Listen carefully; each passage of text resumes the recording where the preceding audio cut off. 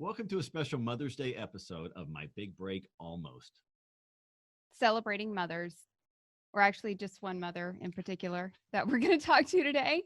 Forget the rest of you. We're only celebrating one a year. This special guest comes to us courtesy of our friend Spencer Wilding. Mhm. Spencer played Darth Vader on Star Wars. He was in Harry Potter, Guardians of the Galaxy. Overall, an amazing human being. And he said, you have got to talk to Sharron Phillips. So we are from the United Kingdom. Coming up, special guest, Sharron Phillips.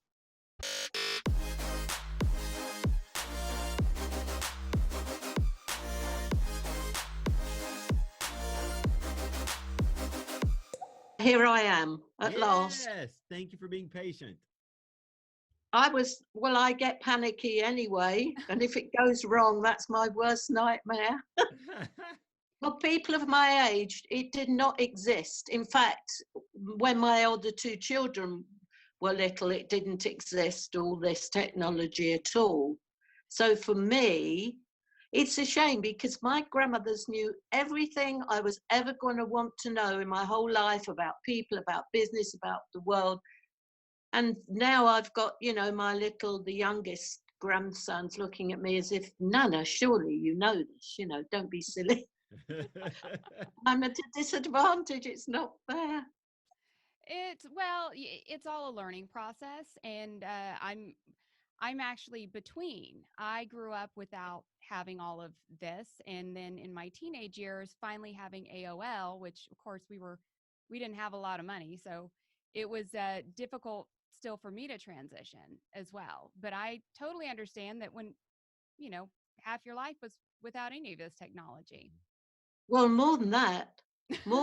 I'm literally, I'm 80, and I think up to 65, people didn't. And then in the last, we'll say 20 years, Wow, it's just exploded. Thank God for it now.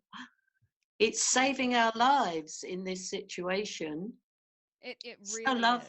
is. I mean, the other day we had a Zoom, and I managed to get into the Zoom and had all my family there, and we were doing a quiz.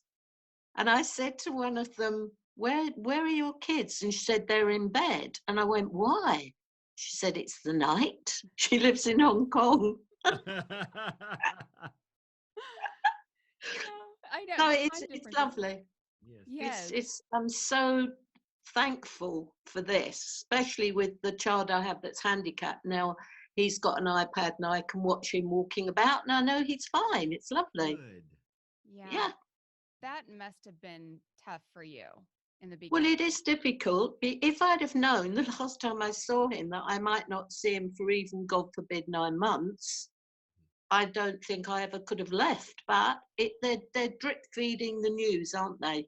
It's like 3 weeks and now we're 3 months. And it's difficult. But the good thing is, the wonderful thing about this, I always wondered what would happen to him when I wasn't here and how would he cope? And actually, he's really fine. He comes to this phone or the iPad. He thinks it's the mirror. He thinks I'm in a mirror and he kisses the mirror and he looks at me because he can't speak. And then he wanders off and he's completely fine. It's the most fabulous thing that's happened, actually, out of all this, that I know he will be fine when I'm not here. So that's one really good thing. You wouldn't have thought, would you, anything good would come out of this situation? No, I think as parents, we just worry about our children. I mean, even if they don't have any issues mentally or physically, it's a worry. I worry about that as well. And she's 18, and now I worry that she's never going to leave. Dear. Well, it comes round, when they have their children, if that is what they want. Yeah. It all changes. I remember myself when I had my first child, I suddenly really understood and realised what my mother had done for me, which I'd taken totally for granted up to then. And then when I had this baby and I thought, oh my goodness, yes. And then I found you are even closer to your parents when you have your children? I don't know if you did. Yes, I was very resentful, and I had a difficult time with my mother because uh, I was just self motivated to get out because I thought my mother did everything wrong. And I told her when I was a teenager that when I have a kid, I'm going to let her stay up late. Just anything that I wanted to do that I couldn't do, I was going to do the opposite. And as soon as I had my daughter, like you, I completely understood it. And my mother and I are closer than we've ever been. Fabulous, yeah. Yeah, it is. It is really fabulous. So that's good to hear. It's good to hear that I'm not the only one that was resentful. No, I'm sure. I don't think we are. I think one thing about being a hairdresser, you learn a lot about people. And in my long career as a hairdresser, I was told things like I'm pregnant before the husband knew, even in those days, or we knew this one was having an affair and that the mistress was in the next place. She was round the corner having her tint, and we knew everything that was going on. We had a theory that once people sit at the backwash, or in those days the front wash, and get their hair washed, get water all over their hair, they kind of relax and talk to you as if they've known you forever and you're their best mate. It kind of relaxes them. Sometimes they used to come in because I think maybe they were nervous. After all, we're standing over them with a pair of scissors and we might change the colour and do it all wrong. But once they had the hair shampooed, they were as good as gold. It was lovely. I sat down after the shampoo. But we did hear a hell of a lot, but it's true. We heard masses. Oh, yeah. I should write a book. I'm so glad to get you two together because she's been a hairstylist for about 18 years or so. Yes. Ah, I'm a hairdresser. Yes. oh, I didn't know. Gosh, I thought you must have been an actress. You're so glamorous and good looking. Oh, you're so sweet. You are the No, same. no, you to be are. 80 I just years thought old. I was born literally a couple of weeks before the war. Really? August 1939. So for the first 5.5 years of my life, that's what I knew, war. That's all I knew. That was life. So for the first year, there were men around because they didn't all straight away go into the army. But certainly by January, say 41, there were no men unless they were older. And they seemed to wear tin hats and have a tin whistle and blow and keep telling you to run into the shelter. And that's what we knew, and we thought it was fun. Oh. My playground, and the playground of everyone then, because I was in the Blitz, it was bombed out buildings. We thought it was fabulous because you go upstairs and they'd end. And then there'd be rafters and you'd hold rope over it and swing. I mean, my God, can you imagine now, health and safety? There could have been unexploded bombs, but we loved it. And then every night when it was really bad, we were taken out of bed and taken down to the cellar because my mum got fed up with going into the big shelters. So we had a cellar downstairs. And we had bits of coal and we had wooden things, sticks, put them down like skittles, and we threw the coal at the skittles. And then there were these bombs that used to come over and we knew they cut out. And then you put your fingers in your ears and you counted, because then I think it was 12. Then they exploded. And then we clapped because we were still alive. It's like a game. We were little. Actually, the adults didn't make us feel scared, but we had to behave. But in those days, you did. Nobody had much, but we were actually happy. I suppose we didn't have the expectations people have now. We certainly didn't have so much to lose. Mm-hmm. Because now they've got this, that, and the other. Sometimes I was saying to one of my lovely grandchildren, I was saying that after the bombs, we'd go out and open the door and look and see. There was always a lot of glass in the street, and you'd look and you'd see what house had gone, and then your friends, the school children, the children would come in and sleep with you. And I said, we were two in a bed, a single bed, But then we were 2 up, 2 down, and her eyes just got so wide. You mean you didn't have your own bed? No, we were sharing beds. So they had to share your bathroom. I said, no, there was a bathroom in the house if you were lucky, but a lot of people had a bath hanging up in the kitchen on a hook. And the toilets, not mine, toilets were outside, and there was 2 together with newspaper. Oh my That would have God. solved today's toilet paper problem, wouldn't it? Yes, it would. Everybody have newspaper now. Well, you know, if it She's ever got to talking that to point. me. She's talking to me as if I was like a relic that was, because she said to me, I want to know about the Second World War. We're doing a project at school. And as you lived in the olden days when everything was still black and white, and I suddenly thought, oh my God, she's thinking about the films and the photos. And she said, when did it turn colour? I mean, not a daft question, really, because she thought suddenly it changed. Wow. That is amazing. I never would have thought that. I know. What a smart kid, though. Very, I love very it. Very smart. vivid. Yeah. Children are hysterical. I mean, when I was about 3, I think, my bubba died, my dad's mum, and she was very loved. And I remember we were all sitting there on the floor, the cousins, the kids, and they were saying, what they miss about bubba. And it very solemnly, apparently, because this is like folklore now in the family, I looked and I said what I was going to miss. And I said, her roast potatoes. Everything was going to miss. Her roast potatoes. But you're honest. Children are priceless, aren't they? How many children do you have? I have 4 children, and the oldest is 60. And then there's one of 58 and one of 56. And then I have Elan, who we call Ellie, the youngest one. And he's going to be 48. He's the youngest by far.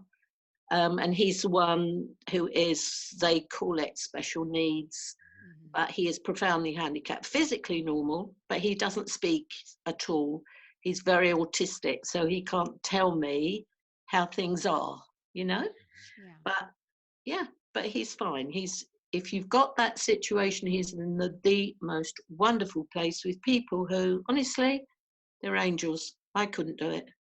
They're just fabulous. And this has taught me about how to observe, because I have to.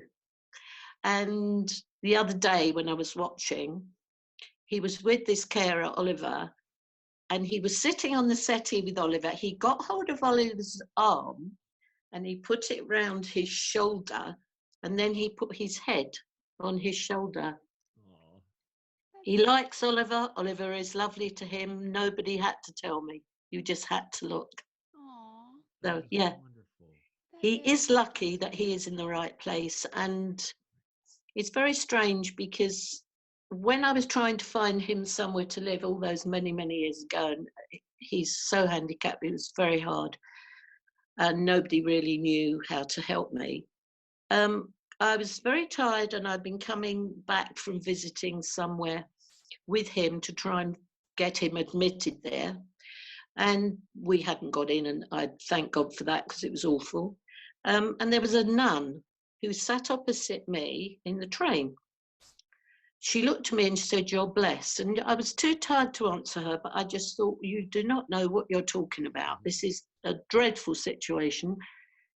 She was right, but it's taken me all this time to actually realise what a blessing he's been. I hope he hasn't suffered, but he's certainly made me a far more humble person than I would have been. He's made my children far less selfish than they would have been, and aware of the other side of the coin, if you like. And he has been a blessing to us, but I couldn't see that at the time. I was too tired Well, yeah. to see it. but it's true. Yeah, I understand that. When you're in the thick of it, it's just in the now, and you can't think past anything else other than what you're dealing with. You can't see the wood for the trees. Yeah. And there were a lot of trees, but we finally got there. We finally got there, and we got the perfect place for him with the help of some fantastic people who, I mean, I'd had experience of the stage and it had never been used. And I occasionally used to think, you know, what a waste, because it was at the time, it was fairly extensive. And then somebody said to me, they needed to raise money to get something for this home that Ellie was in. And I said, well, I might be able to put on a show. And we did, but a sort of singing and dancing. And we managed, and I liked it. And I thought that was good. But then later, when he needed literally a home built, with one other lot of parents, another family, I thought maybe I could put hair shows on. And that was a most wonderful experience because of the people I met who did it all for nothing. Like I had a bunny girl, sister-in-law, she got all the bunnies to do selling raffle. Well, you can imagine what that means. We raised a lot of money. Yes. So a bunny people, girl, I guess, is that similar to what Like the a Playboy bunnies were here in the Playboy, United States? Playboy Yes. bunnies. Yeah, So they had she them was there as there. She well. was in the oh, look, Playboy, he and perked up. I paid attention now. yes, He I'm What? sure perked he up. perked up. Listen, we knew that if a child sells a raffle ticket, she would get 50p in our money. If I sell it, I'll get £1. Interestingly, if a man sells it, he'll get a bit more. But if a bunny sells it, oh God, £20 notes getting stuffed everywhere. Fabulous. Fabulous. How did you just come up with wanting to do shows? I know that you said you were just thinking about things and you was like, why don't I do a show? But what brought that on? Well, this simply that I couldn't find anywhere for my son to live. Mm-hmm. But this place, this village where he is now, said he was suitable, but they didn't have a vacancy. So I thought, then I've got to build a home in there for him to go into. Wow. That's why, and that's a huge motivation. Yeah. And for the kids, the other kids, my children and their friends, they all joined in and loved it. They were all doing swimming and walking and all sorts of things to raise money. And then to really put the cherry on the top, we did a big show. We had a lot of wonderful celebrities who all did everything for nothing, because I asked. And actually, I was very shy before then, but he can't speak. And I used to say, I'm asking you if you will do this for Ellie, because he can't speak and he can't ask you. Nobody said no to that. Oh. And they were fabulous. And so it was win-win. It was a lovely experience. I got to hold the mic again. Oh my God. Again, I know. I feel like we need to rewind. Yes, I was thinking the same thing. Let's So, rewind. yeah. So where do we want to start? When I was about, my mother was a dancer on the stage, as were all her sisters. And my father was a hairdresser, but he also was a comedian. He had an operatic voice. He wrote music and he was very talented, but he was a hairdresser. When he went into the army, they put him into something called Stars in Battle Dress, which was to entertain the troops as a comedian. I was a tiny little, let's say I was about 3. I'm not tall now, but I was small and I had these very blonde curls. I happened to I'd inherited his voice. So out of this little thing came this loud, very melodic, but very powerful voice. So my mother was always rehearsing me dancing and stuff.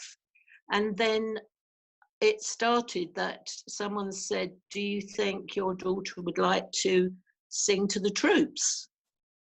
Well, to me, I didn't know what that meant. So I'd go on and I thought I was like in the kitchen singing to my mother. I couldn't lose. There was all these husbands, fathers who'd left their children, and there's this little blonde curly girl singing, I'm sending a letter to daddy. Oh.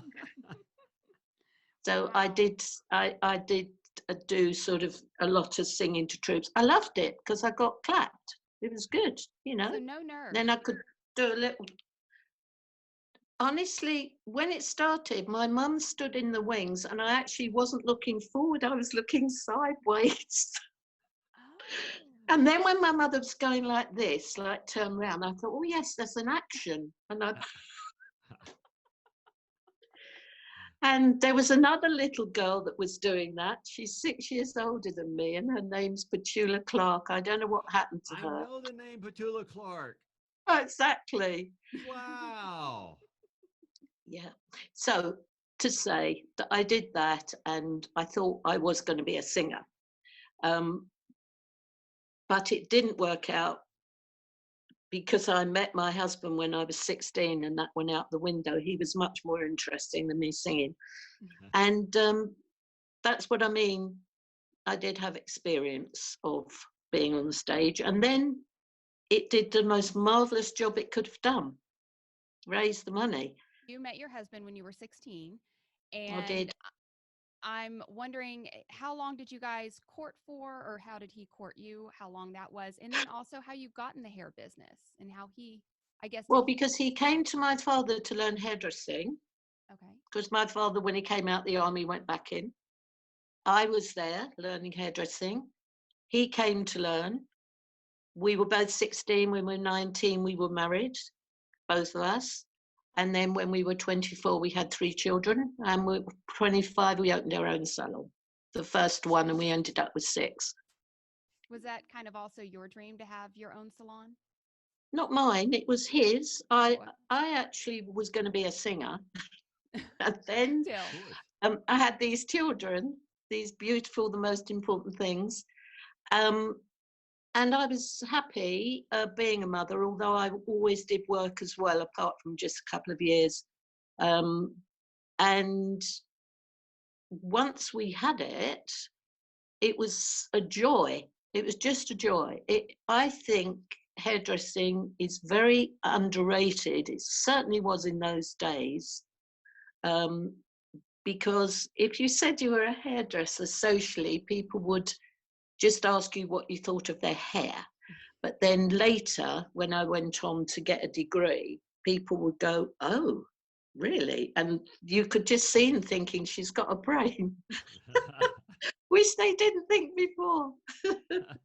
So we come to you because of your son-in-law, I Spencer know. Wilding, who's a great friend of ours.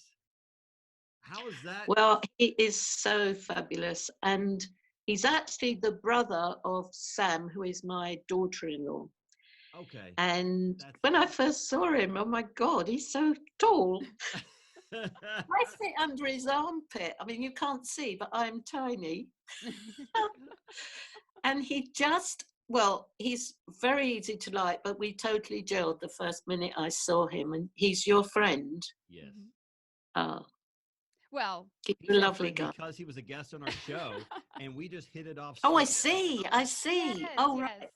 Yes. Well, and I talked to him. He actually FaceTimed me last week, and we got into a conversation, and your name came up, and he just said, you're a wonderful person. You have some amazing stories. And since Mother's Day is coming up, I mean, what better way to share stories than on Mother's Day with you, Sharron? You must have a different Mother's Day to us. Really? When is your Mother's Day? We've had it. Now, let me just think, because honestly, every day now has morphed into, it's like Groundhog Day. Every day is Sunday, every day is the same. And I've actually always been really good at knowing what the time is. Now I don't honestly know what the day is because there's nothing to differentiate it. my blog that I'm writing is sort of comparing the Blitz with now. And it started off by saying this is nothing like the Blitz, but actually people's reaction to it is quite similar. There are most people who are complying to the rules, who are really being helpful and kind and caring, and then there's a few that are just don't want to know. But the main thing they used to say during the war, after about the second year, it'll be over by Christmas. And the other day, someone said, I think this will be over by Christmas. And I thought, God, I can't have 5 years of this. It's just too much. It's got to be different. Oh, my goodness. But you can still dance, right? Oh, God. On my 80th, they took pictures of me and I thought, because I'd obviously drunk too much, I said, I hope I wasn't too embarrassing when I tried to do that pole dance. This is true. And I put my leg up to where I thought it was. And my granddaughter went like this. So your leg was there. And I went, because I used to do the can and put my leg up here and then fall in a split. But of course, that was a long time ago. And I said, are you sure? She said, I've got pictures, Nana, but I'm never going to show you. That's great. Oh, my God. Yes. No. That. Oh, dear. But, yeah. That's so funny. Now, you mentioned that you're writing a blog. Is that correct? When I was in lockdown, and this is my 7th week, I'm a bit ahead of the curve. Mm-hmm. My son said to me, you're a good writer. Stop yourself going balmy and just write. And I said, what about? He said, just write as if you're talking to me and write about what you think. So I started, and my eldest granddaughter is in advertising. So she took it and she made it look like it was in a magazine. It was so good how she made it. And I've got a lot of people following it. My son keeps saying to me, do you know how many? I don't know how to look it up.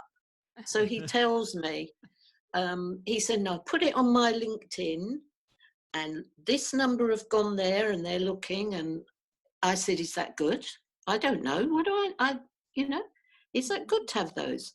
And they know whether they read it or not, whether they read it right through. How do they do that? I don't understand it. But anyway, so they do. Now, what is the name of your blog? So that way Nana. our listeners can hopefully... Nana's blog.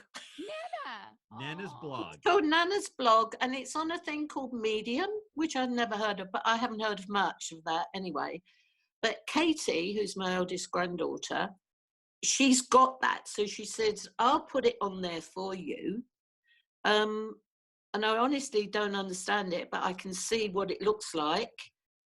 That's right. It's my blog. Yes, it's called Nana's blog. And I've done now 4.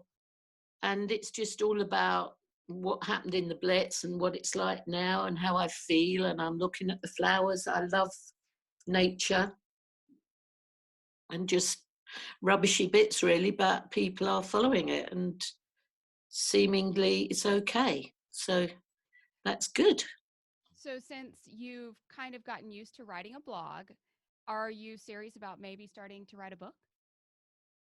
Well, I have started to do several things. I'm not confident in it, but everybody else is telling me it's good. I know my tutor there's loads of us in a literature group, which isn't writing, but you sometimes write in essays about what you're reading or the author or something. I'd always written poems. I've always been able to write poetry. And he really encouraged me and said that he felt, that I could do it and everything. So we'll see. The good thing is now at this stage, I've got nothing to lose. Nothing depends on it. And everything that I do, the kids think, You know, when I started the blog, another grandchild was going mad and saying, Nana's started a blog, fantastic. Well, it sounds like you've lived your whole life without a safety net, so I don't see why this would be any different. I can't wait to read Nana's blog and to share it. And when your book is finished, we want to make sure that we get one of the first copies so we can take a look at it as well. Yes. Without doubt. If it does, yes, you will. I have a feeling it will. I think your kids are going to push you to the limit. Yes. It sounds like they're keeping you young. They are. They absolutely are. But I'm blessed with all of 4 of them, and definitely the grandchildren that are the icing on the cake. I mean, somebody said if only grandchildren could come first. I agree with that, because it's all the pleasure and none of the pain. My daughter was 6 months old, and I wanted to make sure that she didn't eat so many sweets, because in our family we have diabetes. And I let my mother take her out for an outing. And when she brought her back, my daughter, 6 months old, had a melted ice cream cone and just chocolate vanilla all over her face. And I'm just looking at my mom, just, why?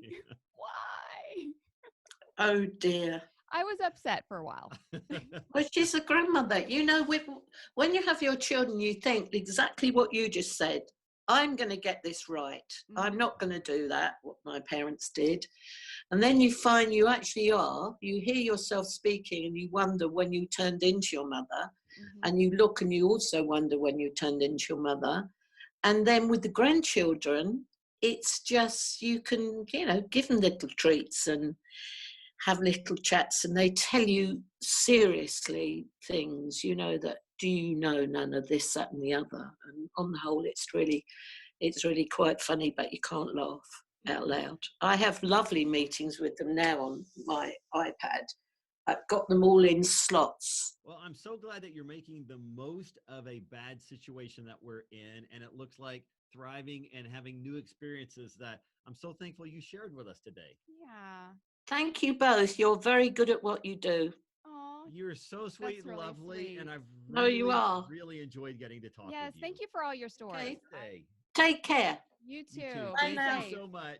Bye-bye. Well, I hope you guys enjoyed getting to celebrate one mom, which is kind of hopefully a representation of a lot of moms out there.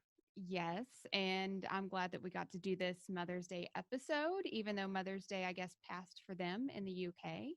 That's all right, because we're doing it now. We're going to celebrate all year And long we will anyway. celebrate, yes, for sure. Every mother needs to be celebrated. So it's great that we had Sharron on, and it's refreshing. It is. And to be 80. Oh my gosh, what a spunky lady. Yeah. Trying to call her 85.